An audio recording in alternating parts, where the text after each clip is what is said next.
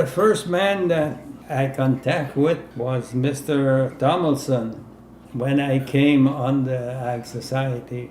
But I had been director in 1959, and he knew me very well.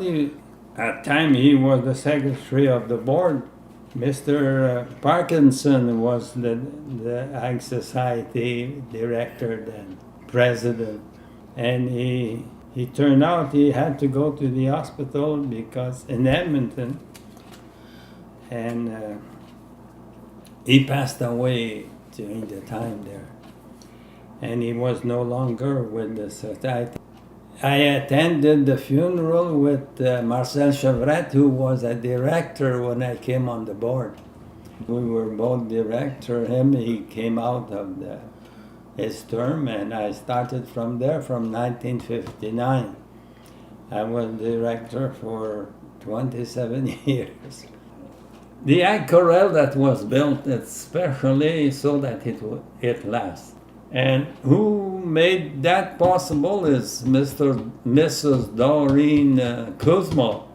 If not her, in those 5 years, and I have to say, I have to admit, she had a way with the younger group, in competing, and that interested another younger generation, another group. And I say that's what kept on going. And the dance at the end of the week, and that's what the boy, and beer. People enjoy drinking the beer. Well, we bought the farm in St. Paul, and it was, the guys, our neighbors were all active, and I would like to do something in the county, like to help out. So I started by volunteering, and like the rodeos were always a success. And we had a name that we wanted a building of our own. And that was kind of a driven thing, is put some money aside and maybe build a building of our own. And that's where the Ag Corral came in. Actually, though, we helped out in the town, like the swimming pool, we helped out. The county, the hall, the senior halls. We helped out with the beautification of the hospital grounds. But we always said we wanted something to show that it lasted. We were noted for good, solid improvement to the town. And we always had people standing behind us.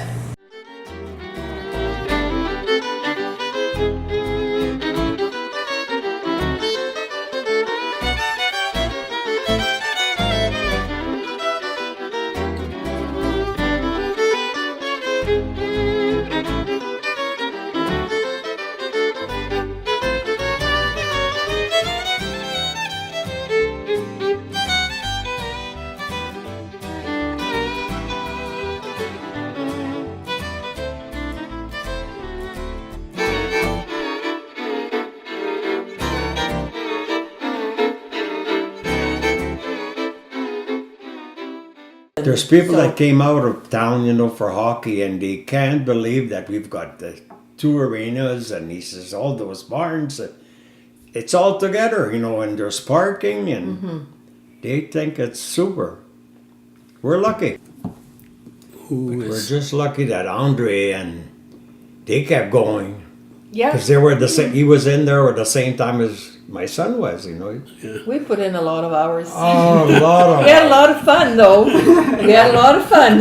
My kids talk about it all the time. Yeah. Do you remember? Yeah. And our kids, they had to watch the doors, Well, sure. Yeah, we had our kids watching the doors. But they could run around and we didn't worry about them. Yeah. We had started all this, that the crest was designed here one morning. You designed it, At breakfast, Diane. Diane and Louise designed it, and the vest, she's the one who made their first vest, and this You still have a vest. Well, now it's Yeah. a different pattern and different material. But, you know- we couldn't find. Eventually, we made our own shoots. Oh, Yeah. yeah. Yeah. That was a lot of work, too. Yes. Made the shoots at all city. Yeah. It's got to be something We wrong. had a big shop, and He'd spend the whole day sawing and getting the material. We'd go there at night to weld. But it was Richard that really started it.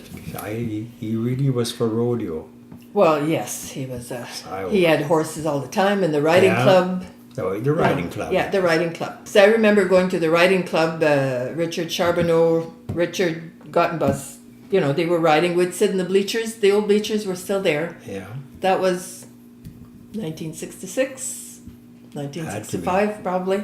Okay. Yeah, we also started a scholarship for students to further their studies in In agriculture. Yeah, and it's at the Treasure Bench. It was at the Treasure Bench. I think it still is. Yeah, I Yeah. think it's still there. And Yes. in the early years Ah. of when you guys started there, the second, probably let's say 75, Yeah. that's, you guys are the Ag Society that promoted being open all day Wednesday. It used to be half days. Yeah. And you know, farmers couldn't do business in the afternoon, and that's when the town changed to Yeah. That's open right. all day Wednesday. You think Yeah. we started? Yes. We Yeah. did that? Yes. I don't remember. Yes. You don't remember that? Yes. Yeah. I guess my dad was involved at the time, and we started slowly just helping out with organizing and getting the shoots ready and stuff like that, and just things just automatically came on their own. We enjoyed it, and we went ahead and helped out as much as we could. They've done a lot here for the area.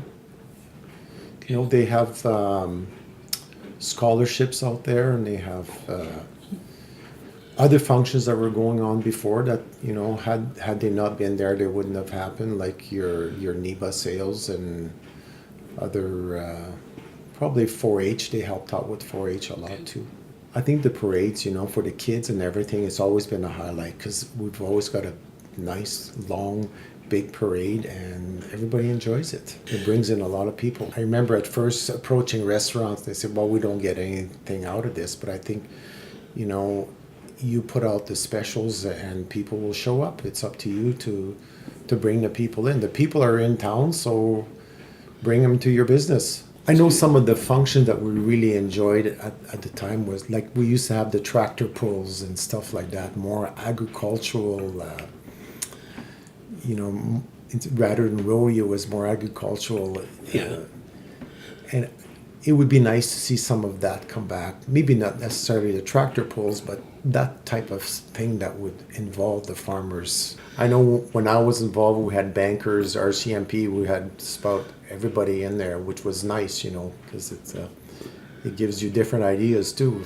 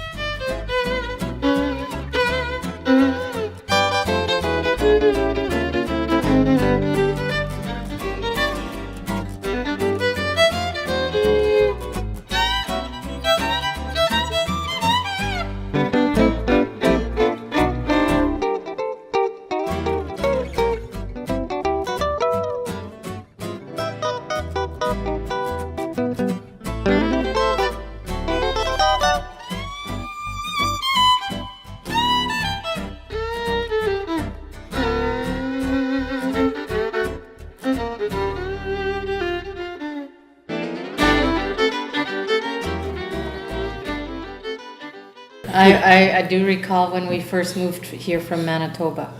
My dad was involved with Ag Society in Hartney, so I knew about Ag Society.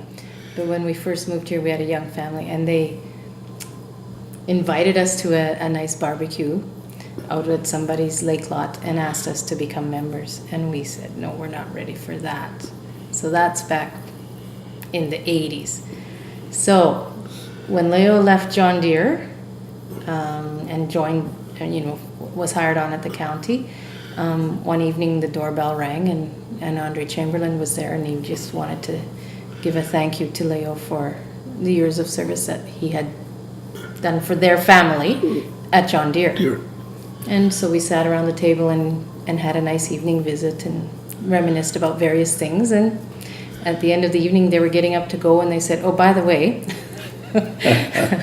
Marlene, the person who looks after the horse show is no longer going to be with our Ag Society. Is that something you'd be interested in? Because we have no one who knows anything about horse show."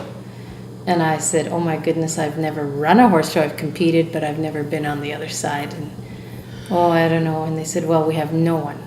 So that's how Leo and I got involved in the Ag Society. Is they needed someone to come in and help run the horse show. So basically, when I started, I was the chairman or president or whatever you want to call it in the 1999-2000. Then I took on to build the last edition. I says, "Well, you know what? That'll be our biggest project to complete the barn." So like in 2000, we were successful in receiving grants of 125 and 20,000 and 90,000 through different groups, and like it was a lot of money. It was over $500,000. But you know what? We found the money through all the members and meetings and the volunteer work, and to put the grants together. You know what?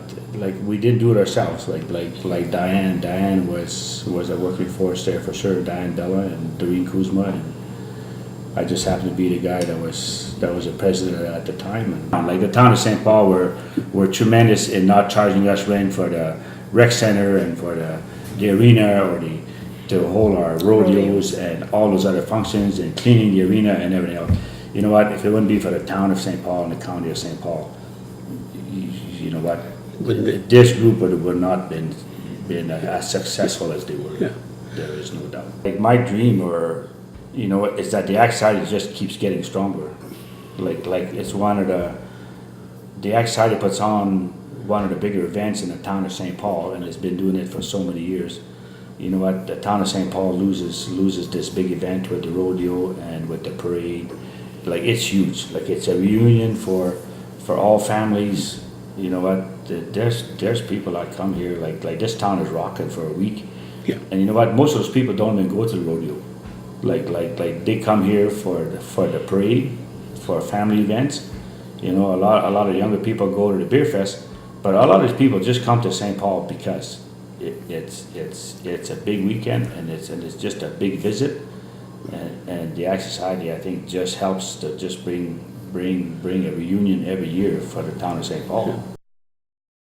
I actually got introduced to the Ag Society through a good friend of mine, Rick Gottenbus, and was a member for several years. And I, right after Doreen Kuzma didn't put her name up for presidency, I was nominated. I was really honored to be nominated, and took the job over. It was a really tough shoes to fill because Doreen dedicated so much of her time, and she still she just was forever spending a lot of time for the Ag Society. So had some big shoes to fill, but I was really honored to follow her steps. I think I was there for a couple of years, and due to some health farm accident, I kind of stepped down, and proud of the fact that I was on the committee to get the ag barn built. It was something that looked like financially wasn't something that we could achieve, but I guess when you put your mind to doing something, and we had a strong membership, and we just decided to go ahead and build it. And it was built in stages, but I think, over a period of time, we ended up with a nice project, and really proud to have been part of it with some super members, big group. When I was president, we had an evening, kind of an ag social, and we played several different games, and there's always prizes handed out, and we got a weanling little pig from Jacques Plante, which was given to, I believe, maybe Cecile Weird. and she ended up winning a little 30-pound pig for her first prize in a game, and it was quite a surprise. You know, there was always guys pulling stunts on each other, and with a good group of guys, every so often, Dennis Bella was, you know, you find guys to line up to play gags on, and Dennis Bella took a few, Ken Richter, Leo Domasak, so we all had our turns to be roasted, and as an organization, we've had a lot of fun and some very fond memories. Long term, and it's looking a long ways in the future, we're a little landlocked where we're at for, you know, expanding. I know it would be a big undertaking, but if the Ag Society was able to acquire some land around St. Paul, and being rodeo is such a big sport nowadays and it's always expanding, it would be nice to maybe have an outdoor facilities where we could have like the old days, a racetrack and an open air rodeo, and maybe even bring the professional circuit to St. Paul. And that would be, I know I probably won't be around to see that, but it would be a great project to work for.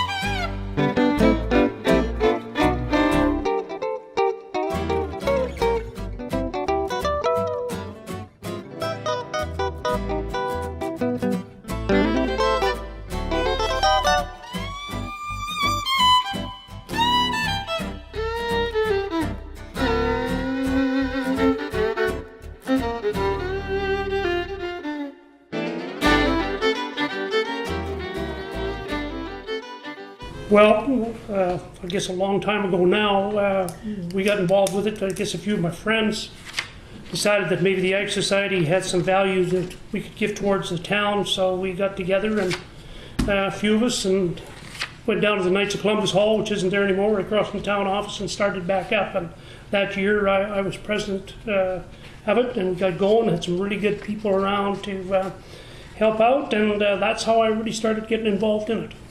We knew that the town needed some more different entertainment and right on down the line, and we could give to the town and the town could give to us, and if we worked together hand in hand, that was something that we wanted to do at that time. Well, we did various things, like, well, a lot of times we would have when we had a rodeo, we would donate it to something like at the hospital, or we would donate it something to the town.